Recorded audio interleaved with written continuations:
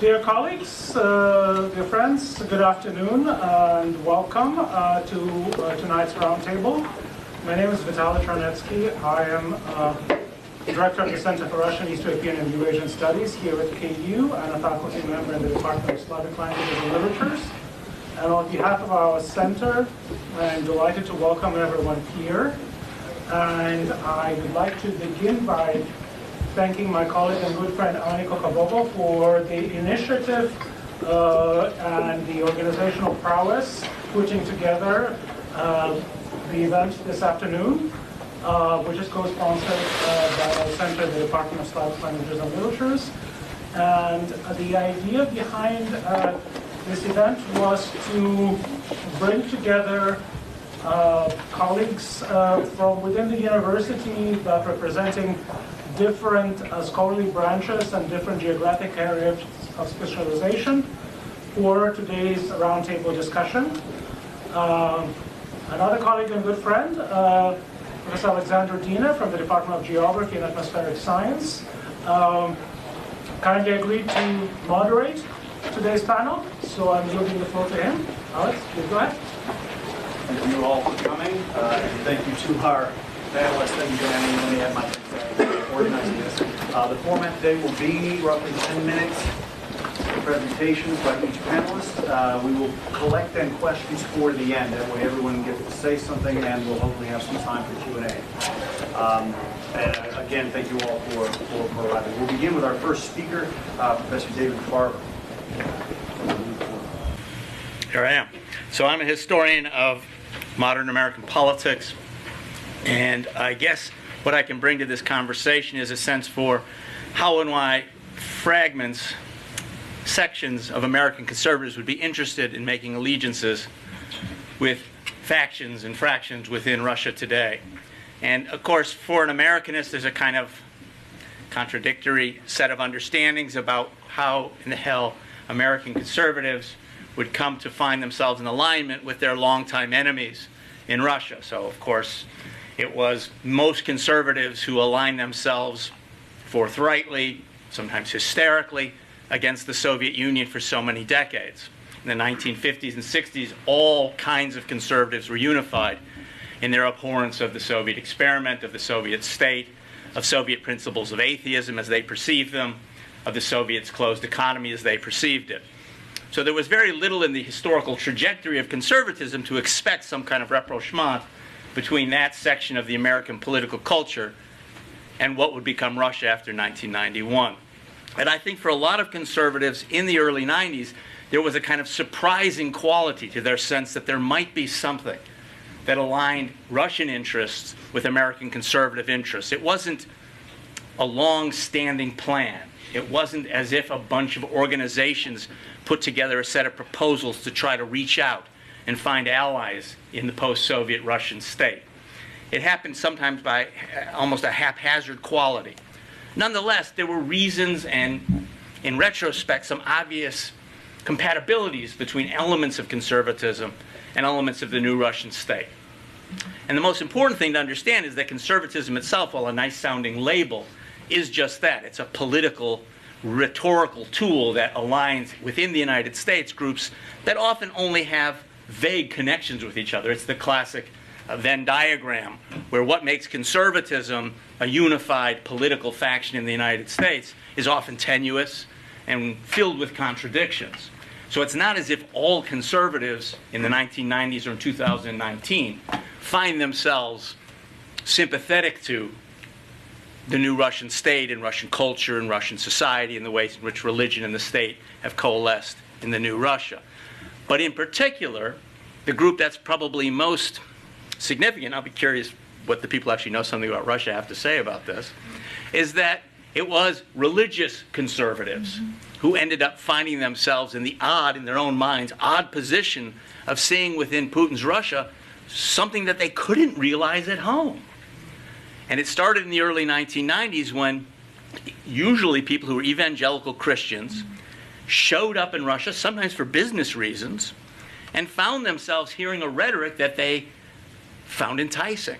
So in the mid-1990s, groups of people who were particularly worried about what they saw as a radical cultural turn in the United States, an acceptance of homosexuality, an acceptance of feminism, an acceptance of a kind of secularism that they thought was endangering the Christian fabric of the United States, were surprised to find that Russians were talking much the same language, or some Russians were talking the same language.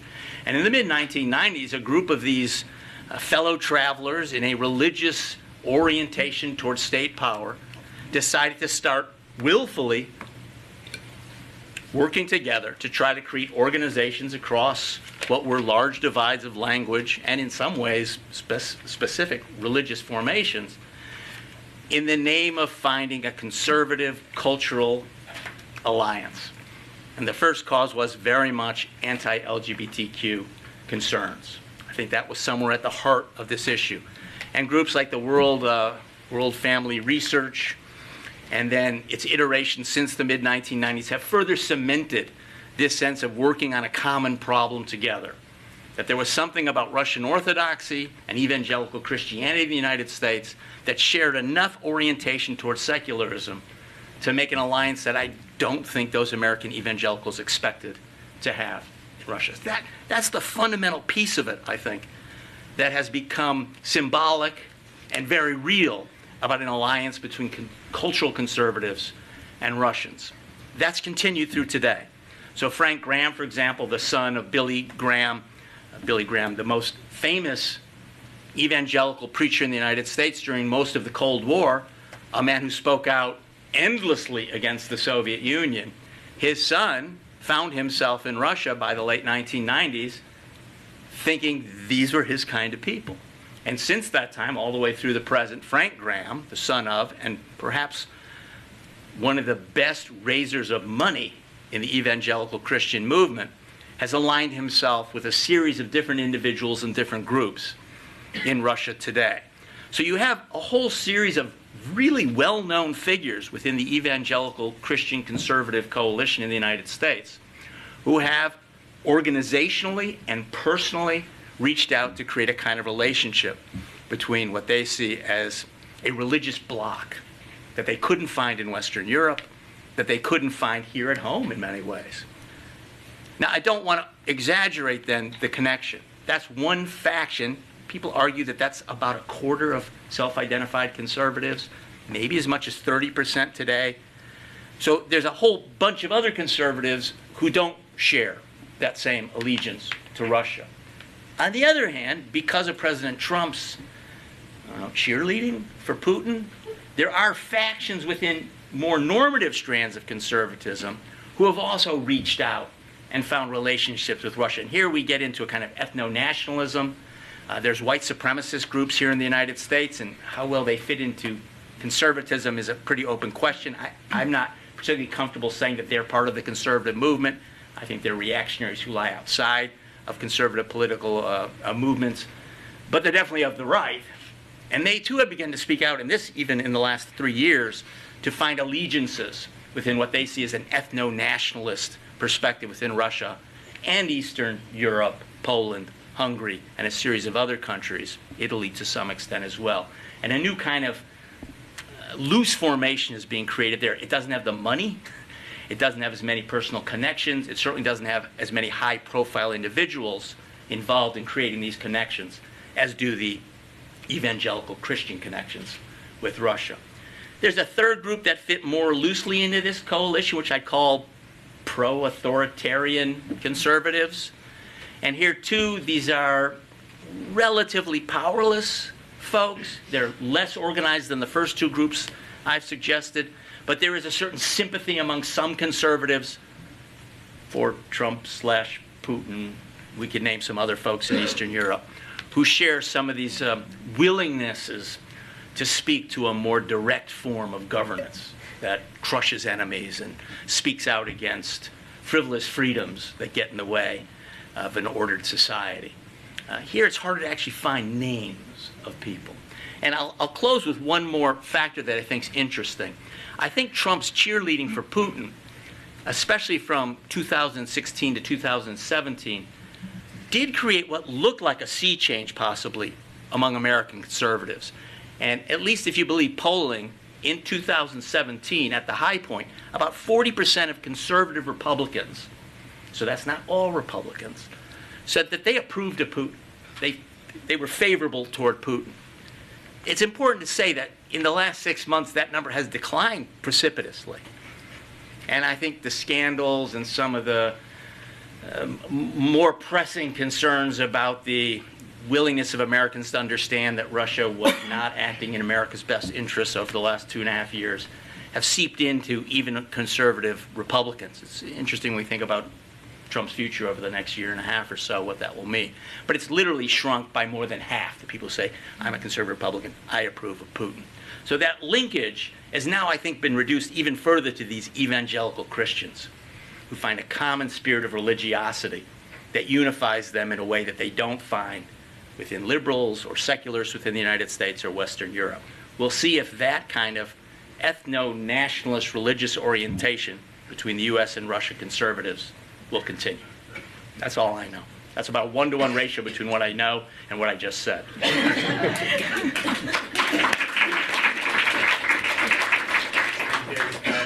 Thank you very much, and you gotta love it when a panelist holds to time. Fantastic. Our next speaker will be our organizer, Annie Kokobobo. So I will also try to hold the time. So Alexander Pushkin, someone that Russians call their everything, once declared, "The illusion that exalts us is dearer to us than 10,000 truths." The poet's aphorism has acquired a whole new lifeline in the present, with the Russia investigation brewing, as students come into our classrooms, having absorbed some basic media hype about hackings or Russian ties to the American right. When I introduce students to Russia these days, I start by making it clear that the right has meant something quite different in that country. So Richard Pipes argues that if in the US conservatism means less government, in Russia it has traditionally connoted more government. Conservatism has been bound up in authoritarianism and the belief that Russia needs a strong hand, unchecked by parliament. Russian writer and historian Nikolai Karamzin wrote in 1810, "Autocracy has founded and resuscitated Russia. Any change in her political constitution has led in the past and must lead in the future to her perdition." 2 years later, when he convinced Alexander I to stop being a liberal, stop that folly, he wrote, among other things, "Sire, Russia, taught by long disasters, vested the power of autocracy in your ancestor. You may do everything, but you may not limit your authority by law." With his ascent to power, obviously, Vladimir Putin has reinforced this long-established pattern of Russian conservatism. But beginning in 2012, with his new presidential campaign, we see him advocating, and we see the Kremlin advocating a more nuanced, right-wing civilizational model that actually falls closer to US political fault lines. This conservative ideology, which foregrounds Russia's distinctiveness and moral superiority to the West, is multi-layered. As a scholar, I also only know a little bit, as a scholar of 19th century Russian literature, my emphasis here will fall on something that's really important to me, which is the Kremlin's advocacy for traditional values and how these relate to questions of the family. Now, the Russian realist novel is a literary genre that also touts itself as distinctively Russian and delves into questions of family and the ties that bind. And as such, it's a really powerful resource for showing students that there's a rich pluralism of ideas within Russian history and culture, outside the Kremlin's official positions. Now, to talk just a little bit, because I think David touched on it, about traditional values. Back in his 2013 State of the Nation address, Putin articulated his commitment to traditional values, which include the values of traditional families, in addition to religion and spirituality. Some of these ideas are then further expounded upon in the Russian Federation's State of the Family policy, in effect until 2025, which basically defines marriage, and I quote, as a civil voluntary union between a man and a woman. I'm going to skip a little bit. Created with the purpose of family formation, birth, and or joint upbringing of children, end quote. Now, if you read between the lines, this very rigid definition of family as a heteronormative unit with procreative purpose also serves as a pretext for broaching the rights of the LGBTQI community in Russia. And this has happened extensively at both the regional and federal level. Probably the best known example is the anti-homo propaganda laws, really anti-gay laws, designed to prevent propagandizing of non-heterosexuality and or gender variance to minors. These developments have gained some traction among conservatives worldwide, particularly American conservatives, who perceive a decline in moral values in the West. Pat Buchanan lavishly praised Putin in 2014, and then we also have more disturbing endorsements from right-wing organizations like the one-time Traditionalist Worker Party, and it's an American group that used to be concerned with preserving the privilege of whiteness and fighting anti-Christian degeneracy. And again, there may also be cross-cultural influences here, these parallels from the American right, because the Kremlin's definition of marriage and LGBTQI policies mirror those advanced by a U.S. group known as the World Congress of Families, which has been listed by the Southern Poverty Law Center as a hate group, where it's anti-LGBTQI positions. And of course, they're opposed to gay marriage, pornography, abortion, but they also define marriage, quote, as the voluntary union of a man and a woman. The group has deep ties to the Russian Orthodox Church, and it was partially founded by two Russian sociologists. And it has also helped organize congresses of ultra-conservative groups in Russia. The Kremlin's complicated social agenda and its determination to stand for the traditional heteronormative family in what is a rapidly changing, diverse world presents both a problem and, I would argue, an opportunity for us as 21st century educators. If a broad range of students with different backgrounds and sexual orientations are coming into our classrooms associating Russia with legally sanctioned homophobia, among other prejudices, then as a Russianist, I feel this puts tremendous responsibility on me, even though I'm a literature scholar, to facilitate an inclusive classroom and conversations that allow for pushback against this corrosive alignment of ideologies.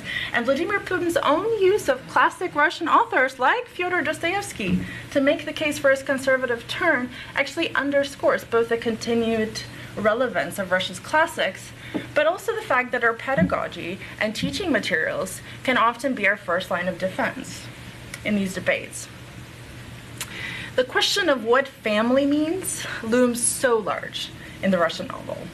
And if the Kremlin projects exclusion and only certain types of families as legitimate, then the Russian novel, with its expansive inclusiveness, provides a counterpoint for students.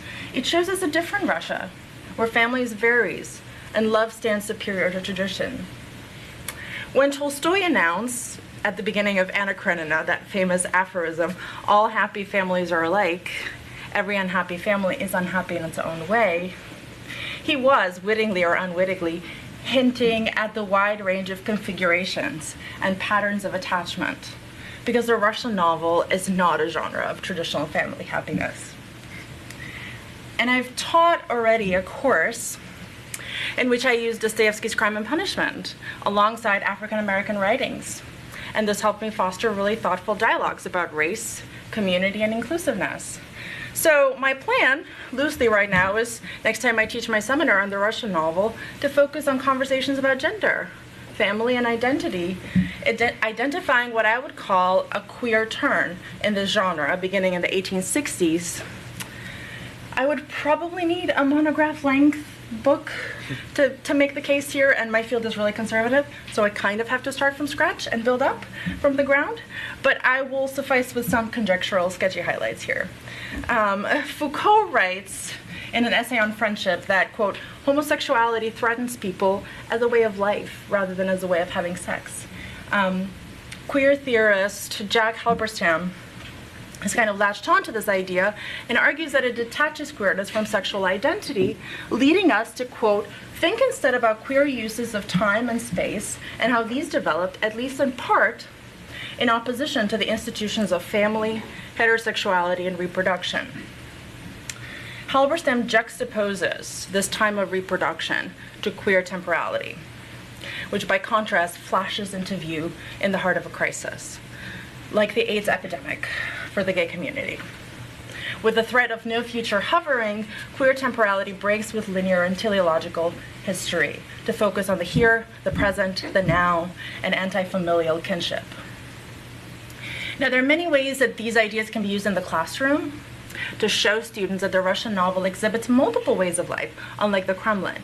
The time of reproduction certainly appears, often in pastoral countryside estates where families replicate. But following the emancipation of the serfs, we also see a decline of the family structure.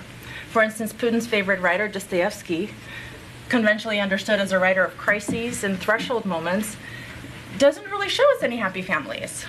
If we get anything in the way of happy relationships, these transpire between a prostitute and a murderer in a Siberian prison, or the romantic friendship between a novice monk, a former novice monk, and a paralyzed hysterical girl who may one day get married if they live long enough. Or on a less happy note, we see two men alongside the body of a dead woman, their shared love interest, murdered by one of them, while the other, Dostoevsky's Christ-like beautiful man, caresses him while succumbing to an epileptic coma from the devastation of it all, renouncing his own future for a moment of true compassion. These are hardly the makings of family happiness. They're moments when individuals suffering alone, marked by deep vulnerability, come together to mitigate that suffering. Moments when we see the full glory of what Dostoevsky called the accidental family, a structure forged by love and chance rather than genetics, and his answer to the biological family. I'm almost done. Dostoevsky's time of crisis arrests us in a moment, and it's therefore, I think, more akin to queer time than reproductive time. Or rather than birth, it stresses community, compassion, and the diminishing futures confronting all of us. Since the end of the Cold War, there are exponentially fewer Russia experts in the US. So naturally, we see many silly and self-indulgent media articles with Russia coverage. I'm thinking here of a Vanity Fair piece called The Secret Source of Putin's Evil, which focuses on Henry Kissinger, about Putin being a character out of Dostoevsky, or my favorite from NPR, which is really disappointing, Vladimir Putin is right out of a Russian novel. Russia's classic novels are some of her greatest emissaries in the world. For instance, at 200 million Google hits, Tolstoy comes closest to Putin's 200 million. It's absurd to rely on these novels for guiding policy or to explain Russia's actions as a political agent, but they remain relevant, and then they show often a more inclusive Russia outside of the Kremlin's grip and ideology.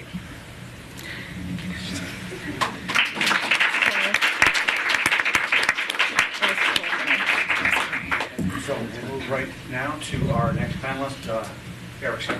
Thank you. So I'm a historian of Russia and the Soviet Union in the world, and while David has talked about Russia and the American imagination, American conservative imagination, and Ani has talked about this effort to reclaim Russian literature, the Russian canon from the Russian state. What I want to talk about is how people from Russia, Russian and Soviet emigres and their networks have helped constitute the American right in the 20th century.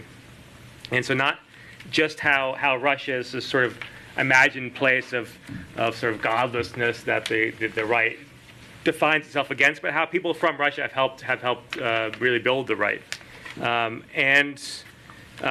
While these emigres are sometimes used to advance conservative causes, I would argue that they also navigated the American political landscape in pursuit of their own ends.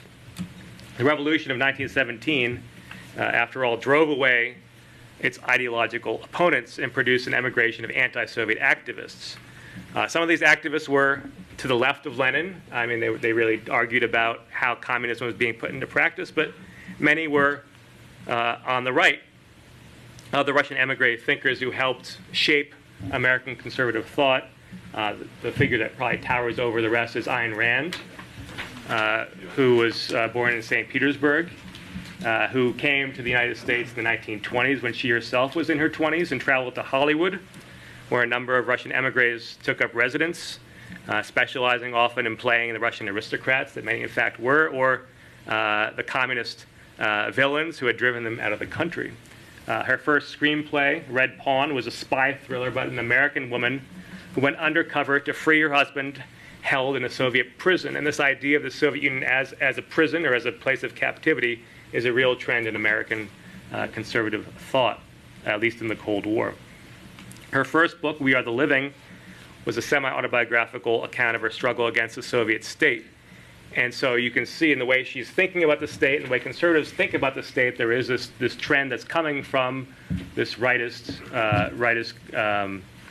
ideological circles that's sort of propelled outward by the revolution.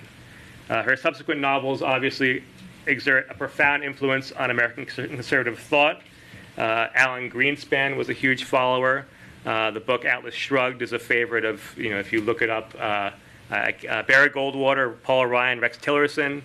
The founder of Uber uses the cover of Fountainhead for his Twitter avatar. I mean, it could go on. This is a profound influence on American conservative thought. There are also other influential anti-Soviet emigre networks even further to the right. And again, I want to stress, as David did, that this is not, I'm not saying this is a coherent ideological pattern to this necessarily, but this is all of the right. One of these that I'm now looking at was composed of white Russians who had fled not to the US, but to Yugoslavia after the revolution, and called themselves the National Alliance of Russian Solidarists, better known by the Russian abbreviation NTS. The ideology is difficult to pin down, but their celebration of youthful masculinity and national solidarity certainly echoed Italian fascism. And during World War II, some NTS members found common cause with Nazi Germany in fighting against the Soviet Union. The Cold War that followed turned NTS and other right-wing Russian emigre organizations to valuable partners of American policymakers, despite this taint of Nazi collaboration that swirled around them.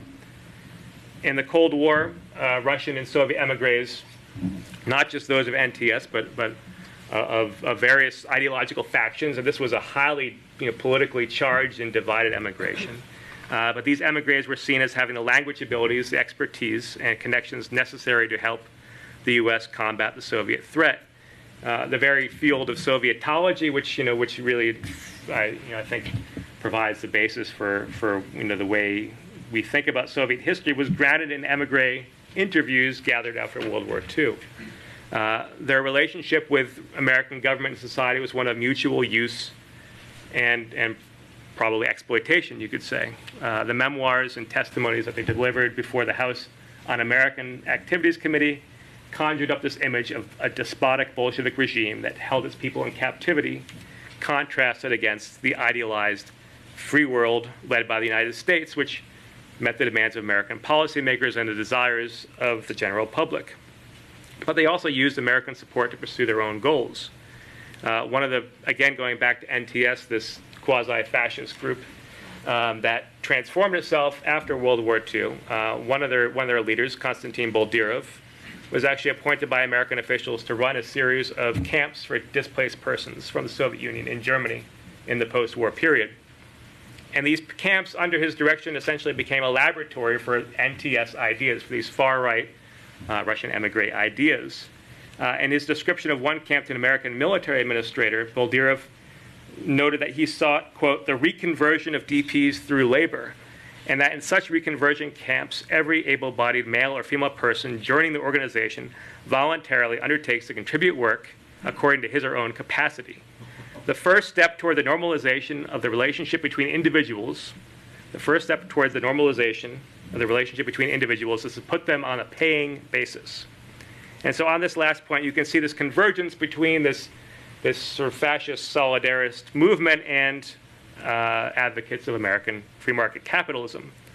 This Boldyrev would later receive secret funding from the CIA to use his networks to encourage defection, and as a scholar Benjamin Tromley has shown, the NTS used actually CIA support to bolster its influence among rival emigre groups. I'm currently writing a book about Soviet defection, and while not all of them were as right-wing as NTS, their very movement across Cold War borders and the way it was framed in the American media only affirmed the idea that the world was clearly divided into blocks of free and unfree countries. By saying the right things, they gained mobility across this divide and helped reify it.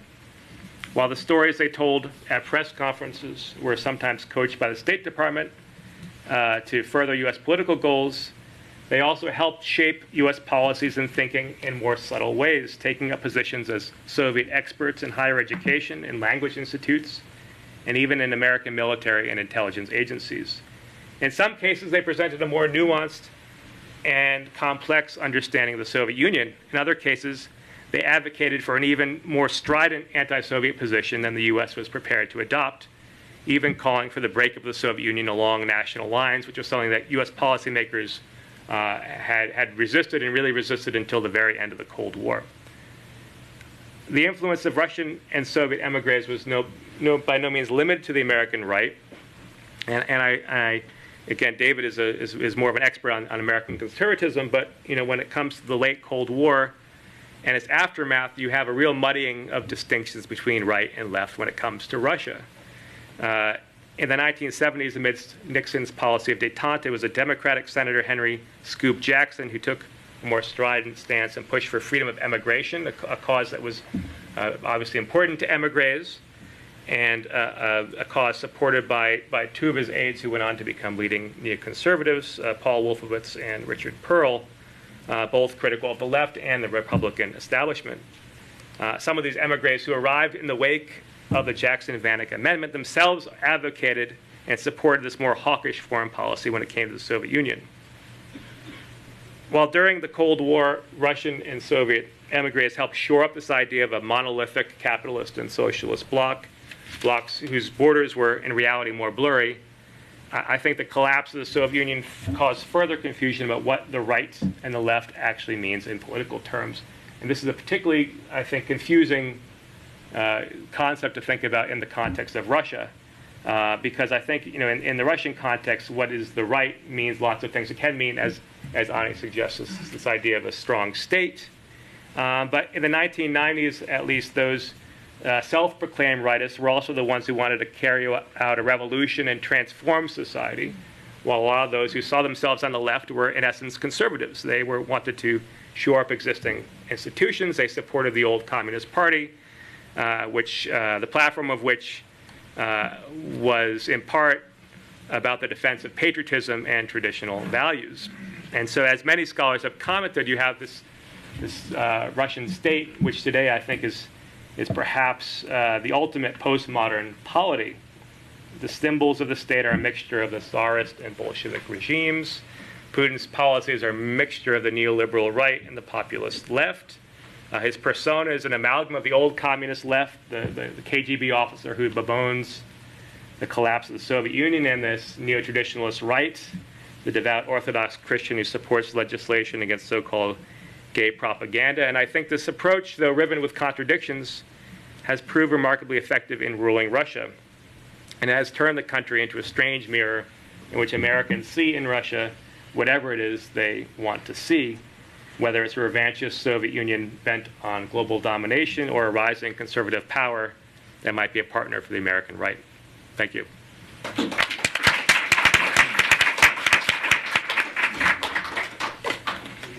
Close to time. Good. We will have time for questions at the end, so thank you for holding those, and we'll move to our next panelist, Patrick Miller.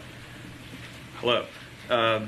So I'm a political scientist who studies public opinion and parties and elections. So what interests me in all of this is how we get to a point now. I believe polls, by the way.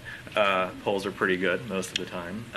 How we get to a point now where we see a real party divide opening up on Russia that we've never seen, and particularly with conservatives being more favorable on Russia when that really doesn't reflect their history. So there's a lot of politics that happened in America before we had polling that I think we could fairly characterize if I were to take you back a century, the parties are not the same that they are now. If anything, the Democratic Party at the time was the more conservative party. The modern liberal conservative doesn't map nicely onto that. Both parties had big chunks of liberals and conservatives. And I think if we go back like the period of the Red Scare, you could find segregationist conservatives in the Democratic Party who were concentrated in the South, who saw Russia and communism as an excellent tool to argue against civil rights for African Americans, whereas Republican conservatives saw it as an excellent tool to argue for isolationism, that Russia and its presence on the world stage as potentially a communist force should really force us back within our borders and not in Iraq, not be contaminated. And I think in particularly the first part of the 20th century, we had a divide in elite level politics that perhaps wasn't always borne out at the grassroots level. But I think, for most of this period, it's fair to say that there wasn't really a clear partisan division. And the divisions that did exist are not necessarily how we understand them now. So when we start to get polling, for example, after World War II, most Americans actually saw the Democrats as the more anti-communist party. Democrats were perceived as the hawkish, aggressive war party.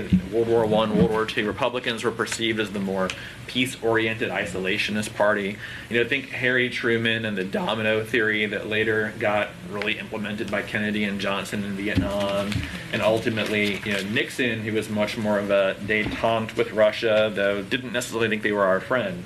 And I think that started to change really in the 1960s when you get the emergence of suburban conservatism that was, grassroots conservatism that was more nationalist, more rooted in evangelical Christianity, more oriented towards white flight from necessarily African Americans who were often confounded with communism and Russia and socialism in the minds of many Americans.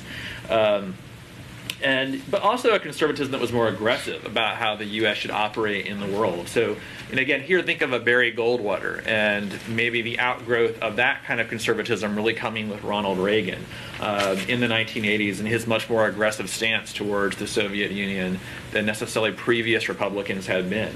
But in the 1980s, which I think probably more modern for most of us, it's interesting that this kind of division that we thought existed at the elite level as opposed to Russia never really manifested in polling. There was no gap generally in what Democrats and Republicans thought about Russia. There was a gap in what liberals and conservatives thought about Russia. It wasn't very big. Conservatives disliked Russia more than liberals did. But there were still conservatives in the Democratic Party and a fair number of liberals in the Republican Party that really made this a relatively nonpartisan issue. And I think that the interesting thing looking at polling for me is to really fast forward past the 80s and 90s, even the 2000s when those gaps weren't very big, to maybe the Obama years when the parties had really started to sort out. Republicans were a lot more homogeneously conservative. Conservatives are the biggest bloc of Republicans, though not all Republicans are conservative. And liberals have been more oriented towards the Democratic Party, although more Democrats identify as moderate than liberal. They're more sorted out ideologically. So now we're in an environment where this kind of conservative divide on Russia that used to exist and wasn't very big now maps a lot more clearly onto parties. And so I think for me, if I look at polling, and I dug through a lot of polling to get ready for this because I don't talk about Russia a whole lot, it's kind of the 2013-2014 era when I think if you look at elite level politics, you started to see among conservatives at this point in time, mostly in the Republican Party, really become a lot more praising of Russia while also simultaneously saying it wasn't our friend. So I think amongst Tea Party Republicans, I think that you saw a lot of language really oriented towards strength, masculinity, and leadership. So Sarah Palin on Fox News, for example, said, people are looking at Putin as one who wrestles bears and drills for oil. They look at our president as one who wears mom jeans and equivocates and bloviates. In the same interview, she called Putin a bad guy. Chuck Woolery, remember him? He was the game show host, the dating game and love match back in the 80s. And I used to watch like Summer Vacation, nothing on TV. Well, he's like a really big Tea Party Twitter dude. And he called Putin, and he has a lot of followers, he called Putin a real man and he called Obama womanly, for example. Even with respect to Russia intervening in Ukraine, a lot of Republican leaders really put out this language that Putin was strong while Obama was weak, and that was a comparison that Mitch McConnell and Donald Trump made explicitly. While if you look at less conservative, at least at the time, Republicans like Marco Rubio, Lindsey Graham, that's changed, John McCain, or even Mike Rogers, who was then chair of the House Intelligence Committee, you can find quotes with them saying at the time during the Ukraine crisis that Putin was decisive while Obama was too scholarly, indecisive, in a way that was making the U.S. look weak and costing us power. Rush Limbaugh referring to Putin as a father figure, while Obama, quote, wanted American men to be weak. So I think, you found this language starting at that time when you start to see the first gaps really opening up. Very modest gaps, but gaps for sure. I think also amongst those Republicans, you find a strand of seeing Putin as someone who is an ally against Islamic terrorism, both in certain interventions in the Middle East, like as purported to be the case in Syria, or even domestically. I think they saw an ally in that. And to go to something that was echoed earlier, you also saw this other strand from evangelical leaders. You can find quotes from Franklin Graham, Tony Perkins, even Phyllis Schlafly right before she died, that really praised Putin and Russia for the kind of traditional values that they saw it representing, against what Phyllis Schlafly called the LGBT agenda, and said that Putin was the strongest international ally in the fight against that.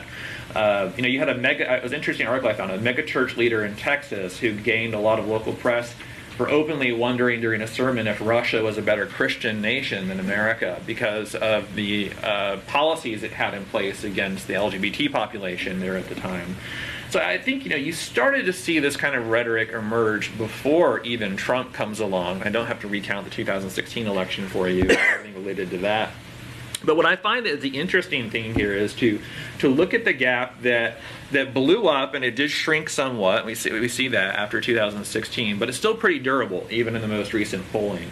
So, for example, Gallup does a lot of polling on this, as does Pew, a couple of academic data sources we can look at. Most recent Gallup poll on positives and negatives towards Russia. In 2016, there was a 5-point gap between what Democrats and Republicans, how they rated Russia. Now there's a 15-point gap, with conservatives more positive, yet still, Republicans and Democrats still both seeing Russia net negative. On seeing Russia as an ally, the gap was 7 points in 2014, now it's 15. Republicans, in fact, when you account for don't know responses, are about evenly split on whether Russia is our ally or enemy, whereas Democrats, ironically, the more liberal ones, are the more negative ones on Russia. In 2014, there was no difference between the parties in naming Russia as our greatest foreign policy threat when Gallup asked survey respondents to say what country is the biggest threat to America and the world. Now there's an 18-point gap, where about 40% of Democrats say that Russia is, only about 20% of Republicans. At the peak, after the 2016 election, there was a 50-point gap between Democrats and Republicans on how positively they saw Putin. Republicans at their most favorable were about negative net 10 in how they saw him, positive, negative. Democrats net negative 60. That gap now, in the most recent question I've seen, has declined in some different questions, 15 to 30 points. It varies based on what poll you look at. That gap has shrunk, but it's still there for sure. So what I find interesting is not only a reversal of how, growing up in the 80s and 90s, we thought of Democrats and Republicans, liberals and conservatives on Russia, but how this has now trickled down to the level of the average citizen in a way that was not there until just a few years ago. It's also interesting to dig further into the data, and you look at among Republicans, Democrats have actually stayed pretty flat. I mean, it shouldn't surprise you that Americans don't love Russia that much in polling, and Democrats didn't like Russia before 14-16. They still don't like Russia all that much. Republicans didn't like Russia then. They, on balance, don't really like Russia now, but they like it more. The Republicans that have become the most, improved the most on Russia are the most conservative Republicans, the strongest partisans, evangelicals, and I found very interesting, the youngest Republicans. So all things equal, if you have to find the Republicans who probably dislike Putin the least, they're on our campus as our students. They didn't grow up necessarily thinking Cold War Russia as our enemy. So I think this has a lot to do with party cues, and I think it has a lot to do, one of the biggest psychological divides between the parties now, putting my political psychologist hat on, is on the trait that we call authoritarianism, which I think as we talk about it in political science as a psychological trait is not necessarily how we label countries as authoritarian. I think there's some overlap. But it's this attraction to strong leadership, aggressive policies, and really social traditionalism against minorities. And I think you find that expression in kind of the anti-Islam, anti-gay politics in Russia that have found some attraction for American conservatives. So, 20 seconds going forward, what I think is interesting here is, again, we have a political divide where there did not used to be one, though I don't want to overstate that. It's really just degrees of negativity between the two parties right now.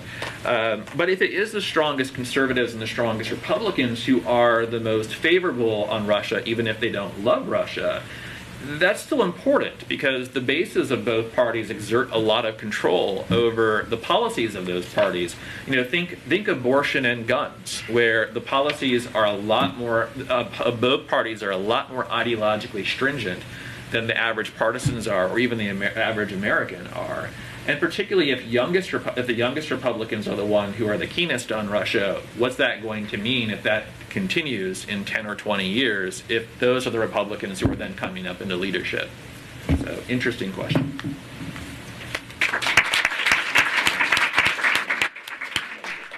Thank you. So we have about 15 minutes left, and we can open it up to the floor for questions. Very quick question. I'm not sure how much people have followed the recent Russian rise of persecution of Jehovah's Witnesses, and whether that throws a big curveball because there is now a very aggressive series of arrests and placing of Jehovah's Witnesses in jail. Was most recently a Danish Jehovah's Witness pastor who was arrested during service. So does that make the American evangelicals uncomfortable, or are they happy to forgive that to Russia as long as, in your opinion, Russia lays along other things that the evangelical and the American conservatism likes? All I can tell you is that what polling I've seen is that American evangelicals have a very strong dislike for Jehovah's Witnesses. So they're probably willing to excuse that. I mean, if they also strongly dislike Muslims, so if kind of they see a kinship in Putin for whatever they perceive as like anti-Islam, anti-terrorism policies, they probably aren't particularly bothered. I agree. Religious freedom issues. Yeah, you shouldn't conflate the notion that evangelical Christians are believers in religious tolerance. You should instead understand that they're interested in religious orthodoxies. And they are willing to concede somehow that Russian Orthodoxy fits within a Christianity that they find comfortable. They don't find dissenting churches as comfortable, let alone Islam or Jews. I mean, it's an interesting point, I think, though, because I think, I wouldn't describe Putin as anti-Islam, but I think this is the way he's seen, whereas in Russia itself, I mean, Islam is sort of a sanctioned religion that is supported in part by the state, and this goes to the longer tradition of the Russian state sort of ruling through religious institutions and controlling what is acceptable, with sort of, Jewish institutions, Muslim institutions, Buddhist institutions, Christian institutions, but there is actually a broader discomfort in Russia itself, not only with Jehovah's Witnesses, but with all sort of types of evangelical churches or churches that are not institutionalized in Russia. But I think this again is perhaps evidence that American conservatives are sort of seeing what they want to see and leaving out these sort of more uncomfortable or inconsistent facts. Something that I did bring up in my remarks, but which your question speaks to, is the degree to which this is a managed relationship. So there's cynical qualities to what's going on in this relationship on both parties. But certainly there's a sense that Russians are managing some of these questions in order to create relationships with American groups that they find useful. I mean, the National Rifle Association is perhaps the most intriguing of these bizarre relationships in that there is no Second Amendment tradition within Russia, but it's as if there were in the minds of the NRA. And this is one of those areas where it's going to be really intriguing to find out if money was funneled through the NRA to the Trump campaign through Russian agents. It's not clear, but clearly there was an attempt to create a relationship that was cynical, that was done by state actors in the guise of civil association. So you can't take this stuff as all just like everybody's on the up and operating on the level of principles. This is like the peace campaigns of the Soviet Union, in my mind, in the 1950s, which were cynical gestures, from my perspective, back then. Is there a difference between the European perspective on Russia, like European conservatives? Is there more genuine enthusiasm there, or is it as much a managed relationship? I think it's also a managed relationship, but again, I'm not saying it's just the Russians trying to manage this. I mean, I think there's cynicism on many parts. Steve Bannon, who is not an evangelical Christian, but is taking huge advantages of desires for religiosity in Eastern Europe and in Russia to try to create ethno-nationalist bounds and alliances. So this is a political operation. This is not a highly spiritualized quest for God's truth on earth. So David, you sort of, in your initial remarks, implied, I think, this model of Western civilization comes about in the Cold War, right? And I think our other panelists spoke to some of the sort of elements of that, speaking of Islam, family, and these sorts of things. And so I'm wondering if we can sort of speak about this Western civilization model a bit more directly. I'm curious if post-1991, if we're seeing the eclipse of Western civilization model and it's replaced with something else, or are we seeing a kind of morphing or evolution of it? And we see that Western civilization was not actually about, say, the anti-Soviet Union, it was instead about something more abstract. You mentioned Bannon, sort of barnstorming tours to visit crypto-fascists across all of Europe, right? So yeah, we usually hear the various perspectives on that.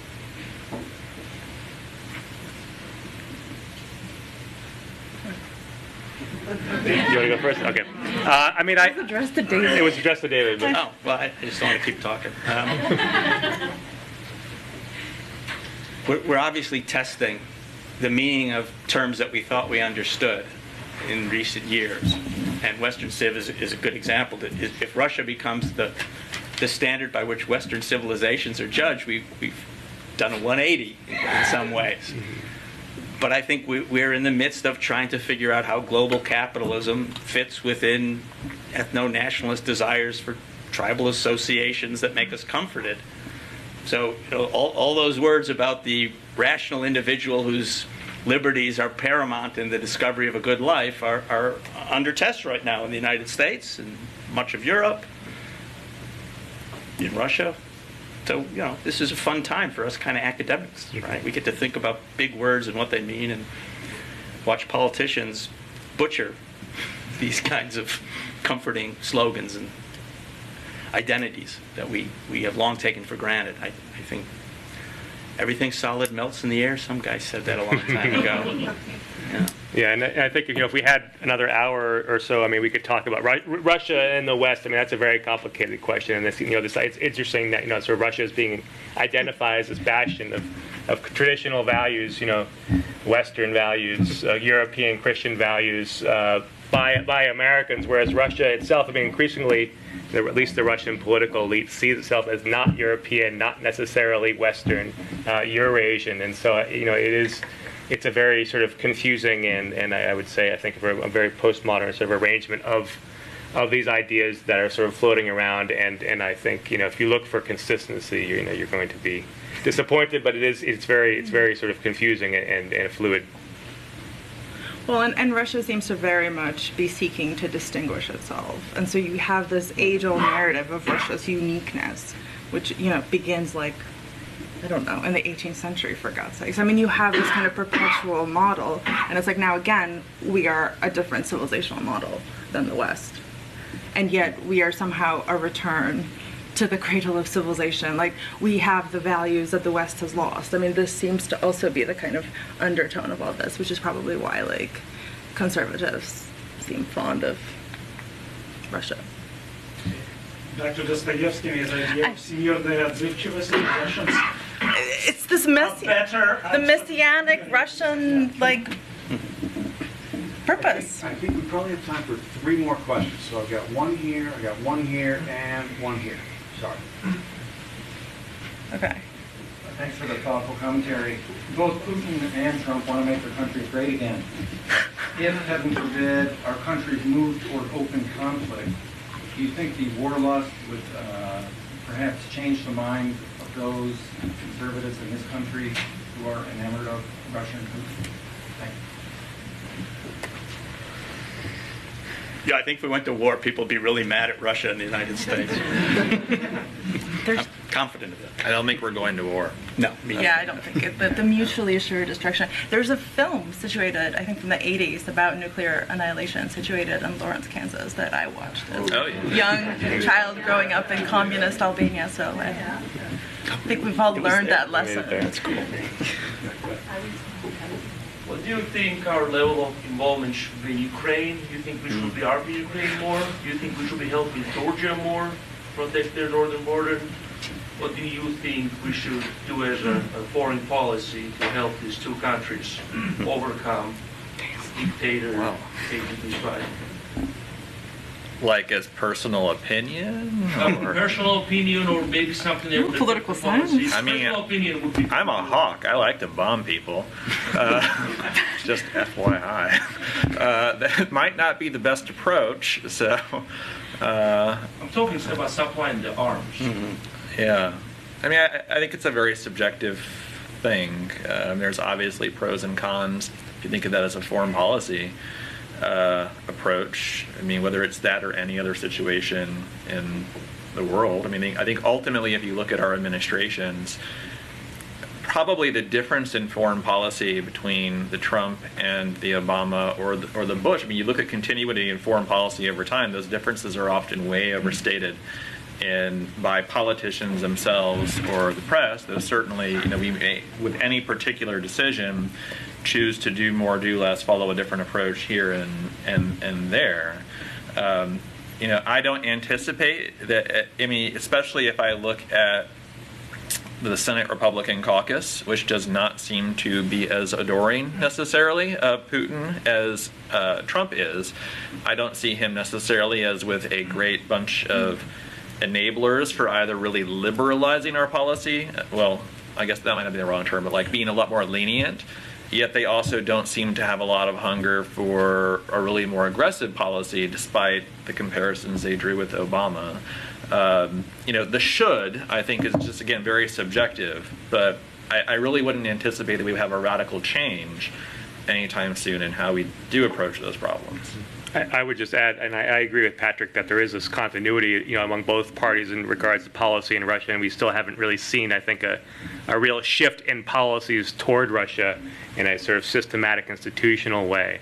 But thinking about your question, I can't help think about this question of NATO expansion, which is sort of the broader issue, right? This is where the governments in Kiev and Tbilisi want to go. They want to join NATO, and I sort of wonder. I mean, if this has been sort of the thrust of U.S. policy, to sort of dangle NATO membership, and it continues to be sort of the stated goal of U.S. policy, but I don't really see it happening. And I sort of wonder what the long-term effect of that will be, of sort of dangling this, but not really having the political will to implement it here in this country. I mean, it's sort of, you think about Turkey in the EU, where they sort of say you could go join the EU for 50 years, and then suddenly they sort of get fed up with it. And I think, it's not really doing those countries a service to say, well, do this and join NATO, do this and join NATO, then you just have to keep, being a perpetual aspirant to NATO forever.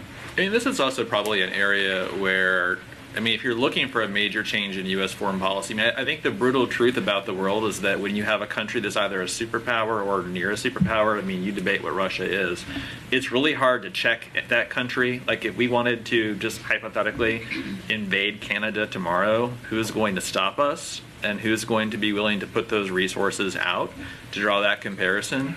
Russia or the U.S., in any action they take in the world, is a country that, if you really want to up the ante against them, that's a very dangerous game. In all kinds of ways, sanctions, economically, politically, militarily, you risk that kind of conflict.